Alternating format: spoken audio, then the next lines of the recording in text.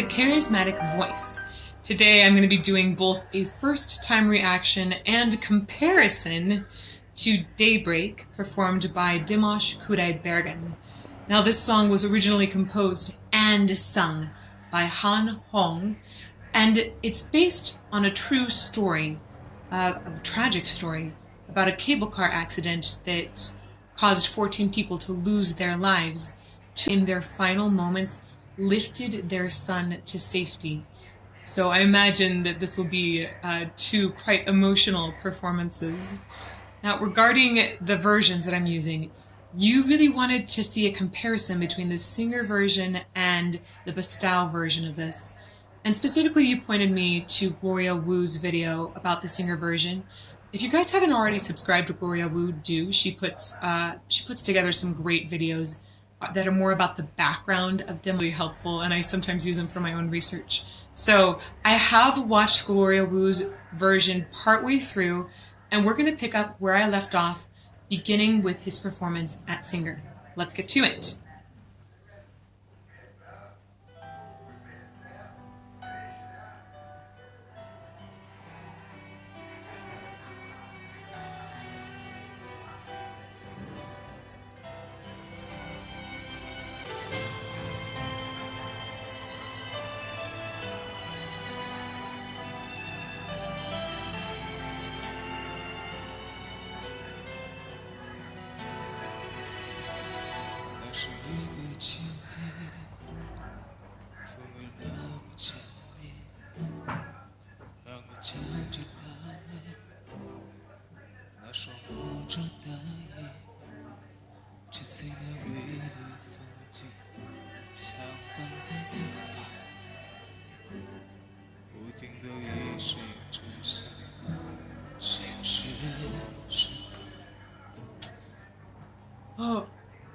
A couple of things compositional-wise I want to talk about. There's this moment where the orchestra is alternating between half steps, and that tends to be something that's very indicative of struggling emotion, or like really painful emotion when you alternate between half steps like that. So I really like hearing that. It set the stage very nicely. Also, I'm kind of intrigued because this is a younger Dimash, and I can tell his voice is really rounded out in the bottom of his register, which is to be expected as a guy gets older. But I thought it was interesting to hear, whereas a performance today, I would have heard Dimash probably go a little into vocal fry, but this is back in 2017, and he didn't do that here, so I don't think he's really added that to his bag of techniques just yet in this video. Let's go back a little bit so you hear that again.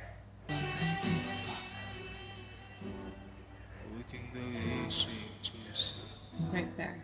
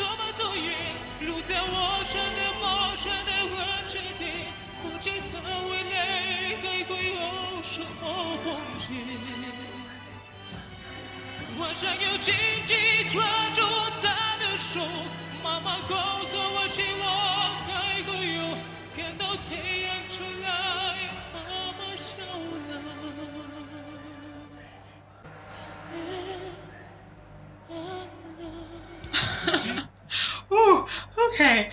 Yeah, those are already going.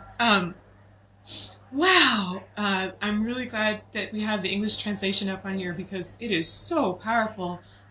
Clearly told from the perspective of the son. Oh, these words are really strong.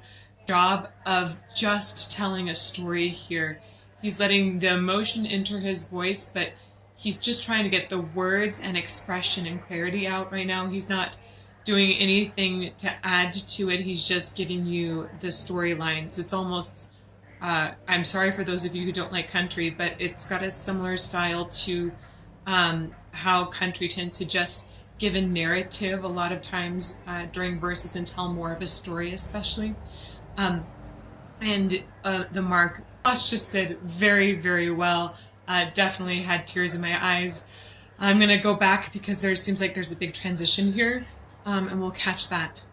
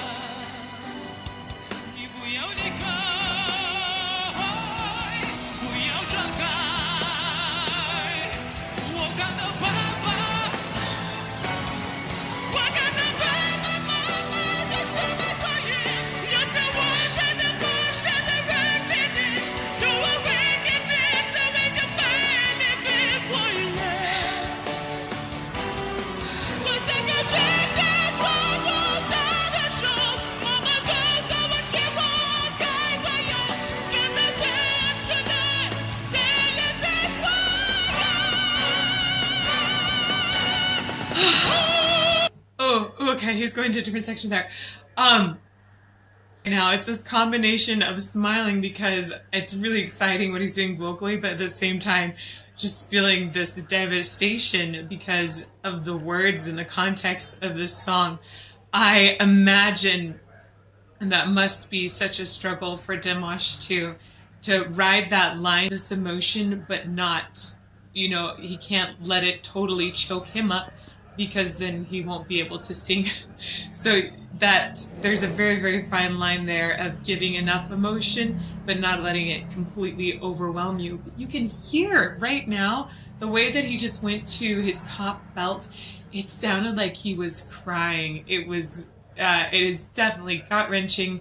I don't think that I wouldn't call that a moment when he thought about the technique. I think he probably practiced that moment technically a number of times, and then in performance just let the emotion flood in so that it became even more of a cry while maintaining his great technique.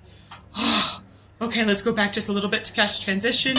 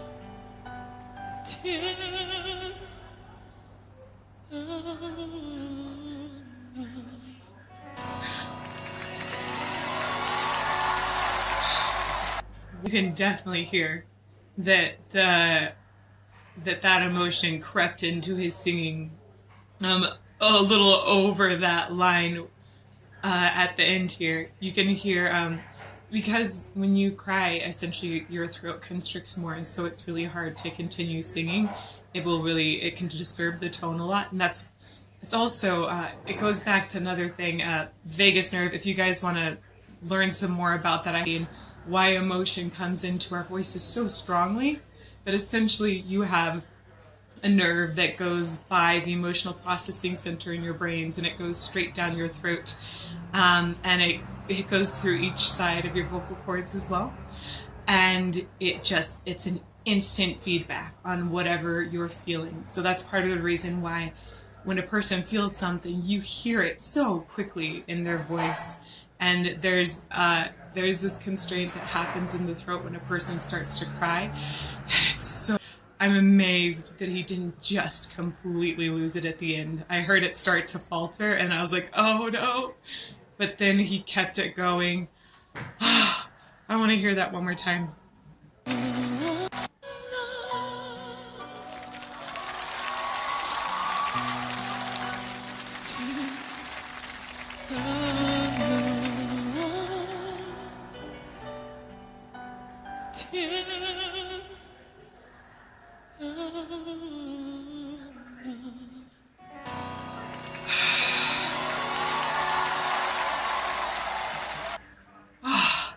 That is a really, really extraordinary performance. The emotion at the end is just, it really blew me away.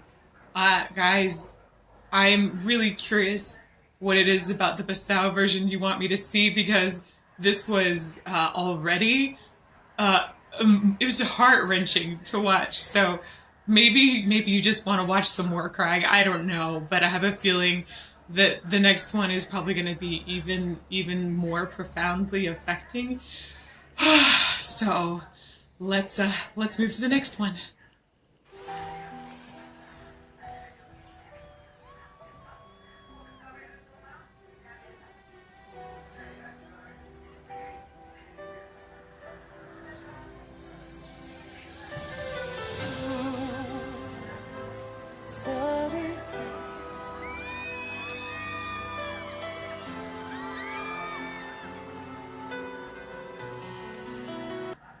Just right off the bat, this sound mixing in this performance is better. So there's definitely more chance for the music to hit me harder. There's definitely, like, also I think there were a few extra elements that sounded like sort of like a sprinkle across the top. That might have been in the first version and I just didn't catch it. But it's better sound mixing.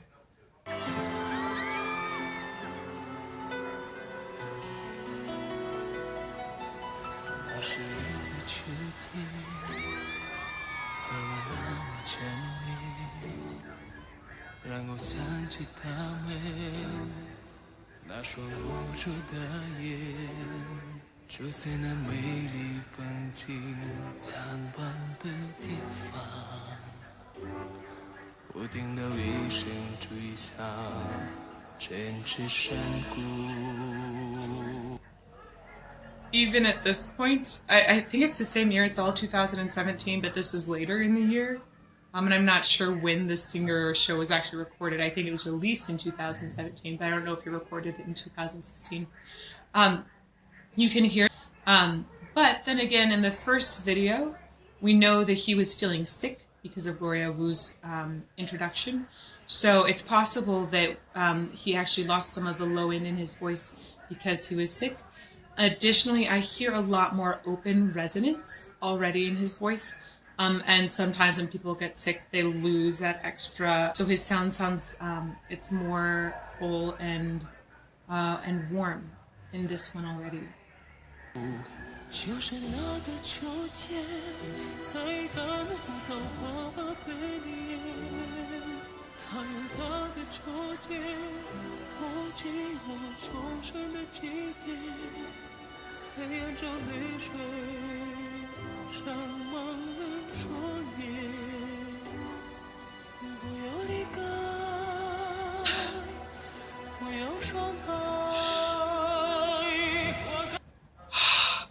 That was so smooth and beautiful. This one, wow. He sounds like he's telling the story, but more of his, there's even more emotion that's allowed to flow behind it. I wonder if that really is because he was sick in the first one. You heard the emotion cast. This one, it seems to be flowing a little bit more freely. I want to hear that moment one more time.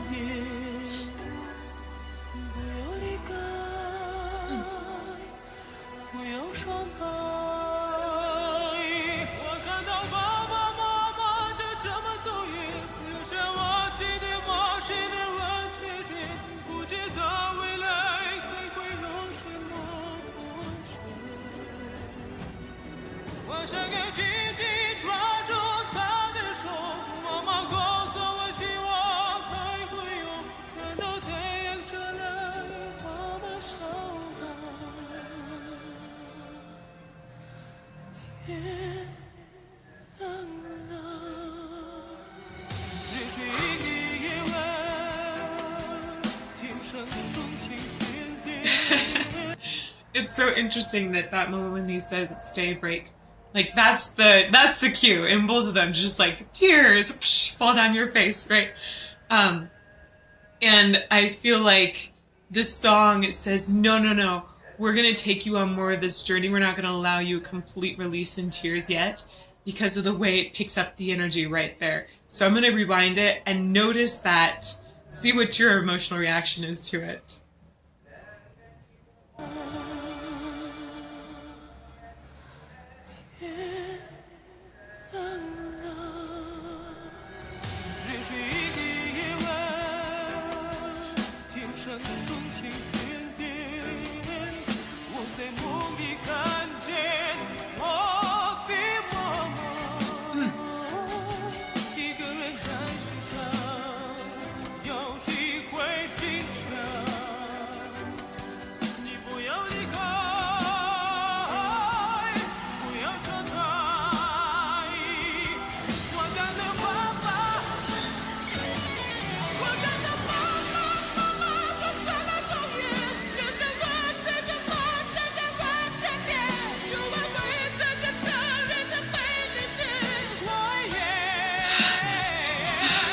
Okay, other than the incredible emotional effect that that's having right now, it's also even more emotional because he does have more open space. I think in the first one he must have been congested.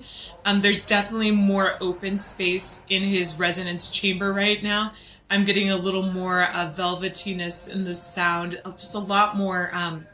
You can just hear more air that's flowing. I imagine that he probably had some sinus congestion during the first one.